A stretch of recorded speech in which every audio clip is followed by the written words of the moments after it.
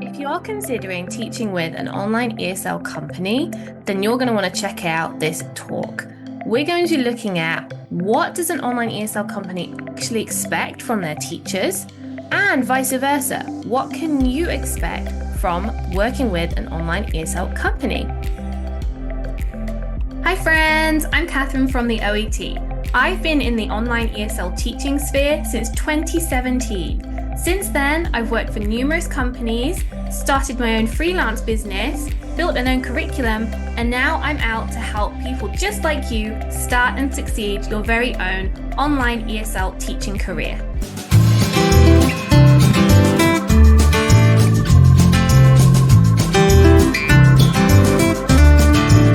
Company actually provide you. Now, when you are hired on a self-employed contract. So that means that although you are working with the company, you're actually tax-based working for yourself. The company itself then will pay you per hour. So per booked class that you have and you're teaching with them, they pay you per hour. But they don't cover your taxes or your equipment at home and things that you need in order to teach online. So you need to think about that very carefully before you start this career path. You are basically a self-employed individual, but signed on a contract base working with a company. So you are solely responsible for your taxes and anything else that comes with working for yourself, such as insurance and things like that.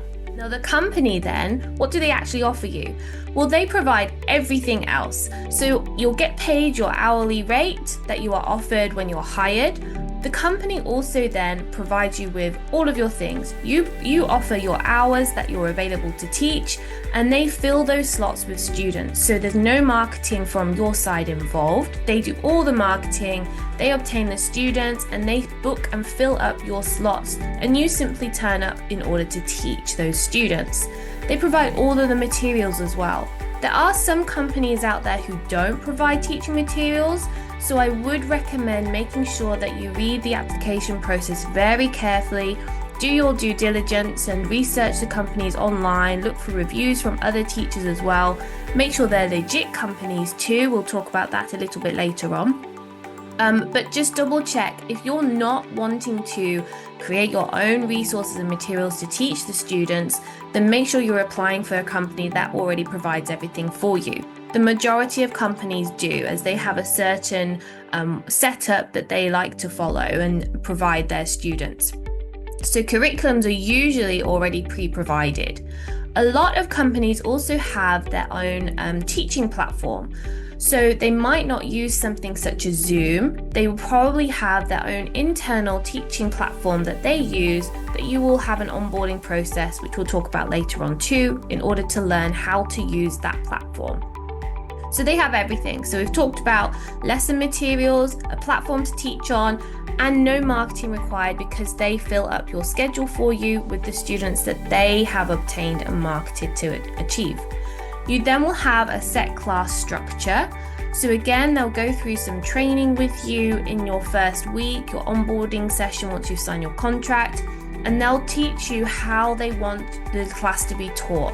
So some companies have it set up where you have to get through the whole amount of slides, for example, the presentation, within a set amount of time. So it might be that you're teaching a 50-minute class and you have to teach a set amount of material within that class because the next class will move on to the next lesson and the next topic. Or you'll have more flexibility in that you go on the student's pace of learning. So you have the materials provided for you, but you can progress as fast or as slow as the student needs. So there's a bit more flexibility involved. So depending on the company that you're teaching with will depend on how they work and what their preferences are. But you do learn all of this in the onboarding session. And then majority of companies expect you to offer additional unpaid time in order to provide feedback to the students that you're teaching. Particularly if you're teaching children, parents are very keen to hear from the teachers in how their children are progressing. They want to know that they're getting their money's worth from these private classes, or the group classes perhaps you're teaching group classes. So this is quite an important part on the student side, that you complete the feedback. And I know that I said it was unpaid, you're not given additional time or money in order to complete this, but generally speaking, you're looking at maybe 5 to 10 minutes per class to provide that feedback. Not all companies require feedback straight away after the class. Some companies will ask you to complete feedback after so many weeks or completing a course, but a lot of companies require just a couple of sentences, 1 to 2 sentences after each class, just to give an update to parents on how their children are doing and how they are progressing. So that's kind of what it's like in a nutshell with a company, what they provide, and a little bit of expectations of what they want from you. Let's spend a moment taking a look at that in more detail. We've looked at what can you expect from a company, but what does a company expect from you as their teacher? Well, they require a set fixed schedule from you, so you provide your availability to them sometimes at application stage, but quite often once you're actually hired and provide your contract. And when I say a fixed schedule, then if you're setting up that you are available to teach on a Monday, you will need to be available every single Monday in order to teach, because they will start to fill up your availability. A lot of companies actually state on their application that they require a set amount of hours from teachers.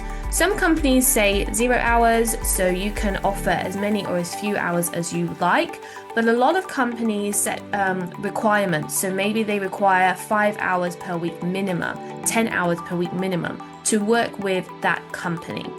So those are some details that you can find out during the application stage on the company's website. Then secondly, your professional attire. So that's how you appear. They don't want scruffy, unprofessional looking teachers. You're representing their company. So they want professional teachers. I don't mean shirt and tie, but a clean, tidy appearance, making sure that you're not showing too much skin, so no really low cut tops, and ensuring that your background and teaching environment is also clean as well, so you haven't got anything messy behind you. If you are using a platform such as Zoom to teach on, then I've created a really simple, easy background that means that you can't see anything behind me, because you wouldn't want to, it's an absolute mess. So it makes sure that it's all clean and tidy, there's no distractions for your students, and it's a professional appearance. And I made this really easily on Canva. And if you'd like, leave a comment down below and I will create a video on a YouTube channel that will show how I made a really simple, easy Zoom background. Anyway, we digress. Back to it. So what does a company want from you? They also need timely attendance. So they don't want teachers who are going to be flaky and they're not turning up at the set time when students are waiting in class. It does not look good for the company, and they will lose money with students leaving if their teachers are not turning up on time to teach the class. So if you have a class at 9 o'clock, you're expected to be ready in the class at least 5 minutes before, so 5 to 9, so that you are ready to click that start button for the class and the student is not kept waiting. Of course, we're teaching online, so things can go wrong. Technology can go wrong. I've had it where my computer's decided it wants to do an update when I'm due to go into class. I've had where my webcam suddenly isn't opening, and I've had to do some checks and fixes so that it's ready. If I wasn't there before the class starts, I wouldn't be able to ensure that everything is working so that the lesson can run smoothly and the student has a positive learning experience. It's really important to prepare in advance, and then it minimizes problems within your class. So being timely isn't just to benefit the company, but it benefits you too, and it definitely lowers those stress levels. If something's going wrong last minute, I don't know about you, but I have an absolute freak out. So I like to be prepared in advance and do all my checks before the class so that I can feel relaxed and ready to pay attention to my student rather than technology issues that might crop up. Next, we have minimal absences. Now, of course, everybody gets sick. Everybody can have emergency leave, things that crop up that we can't plan for in advance.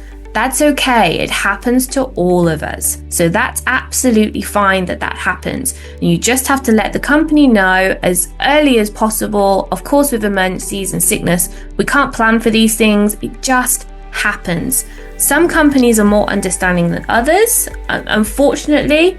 But please don't feel guilty if you need time off because, things happen in life. That's just how life works. So this does happen. But if you are a person who frequently takes time off or last minute leave often for things that aren't emergency, or you're not sick, you just don't feel like teaching today, then that's not really going to be a good representation of the company to their students, and you are going to find yourself out of work pretty quickly. Companies are not going to keep teachers who aren't showing up for their classes and who are taking too much leave.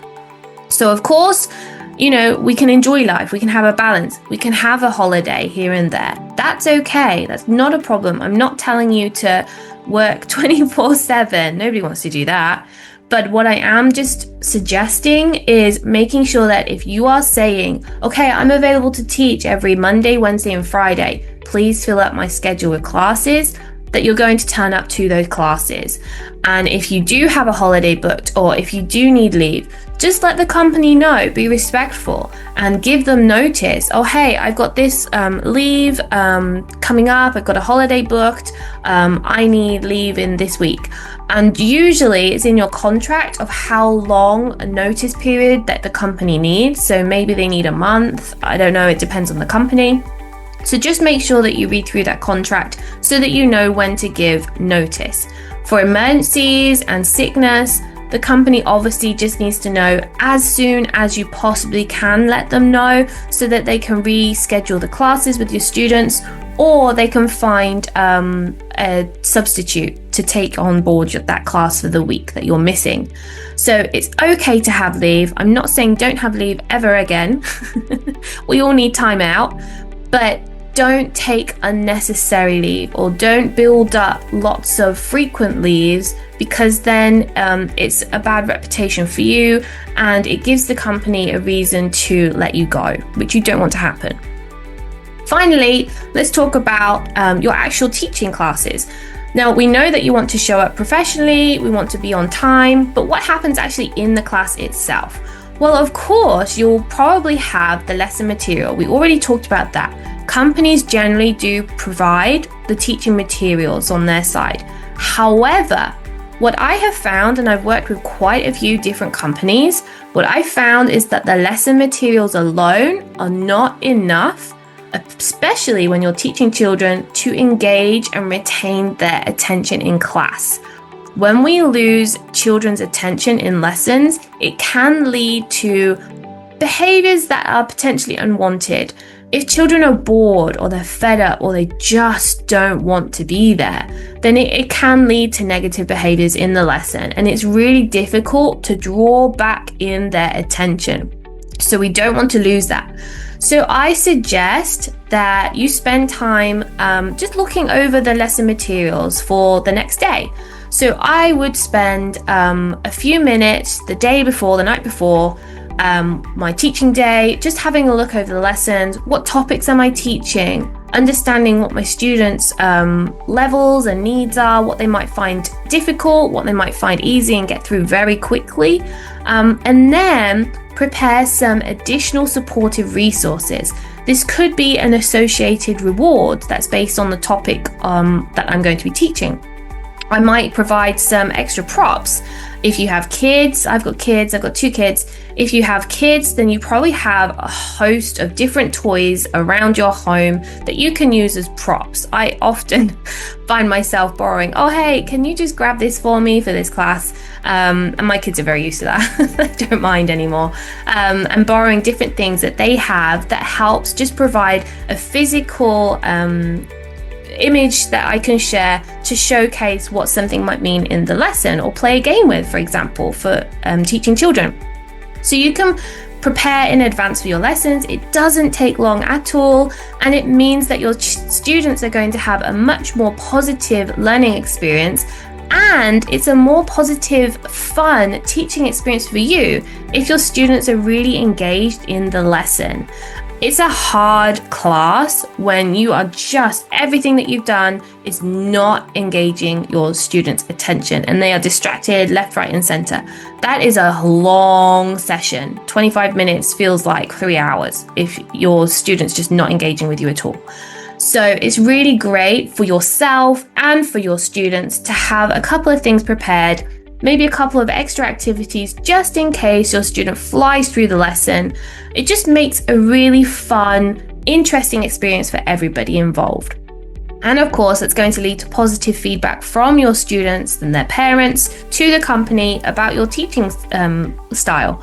And that's going to lead to word of mouth recommendations, which is going to book up your schedule a lot faster.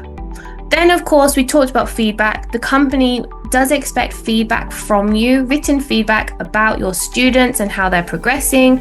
So you will just need to spend a couple of minutes, maybe after each class, depends how regular that feedback's required, to complete that. And that's what a company is expecting from you. So when we want to work with an online ESL company, it's a partnership between us, the independent ESL teacher, and the established online ESL company. You're working together to provide high quality lessons to the students. Now, if you are interested in working with an ESL company, then make sure you tune in to our next session.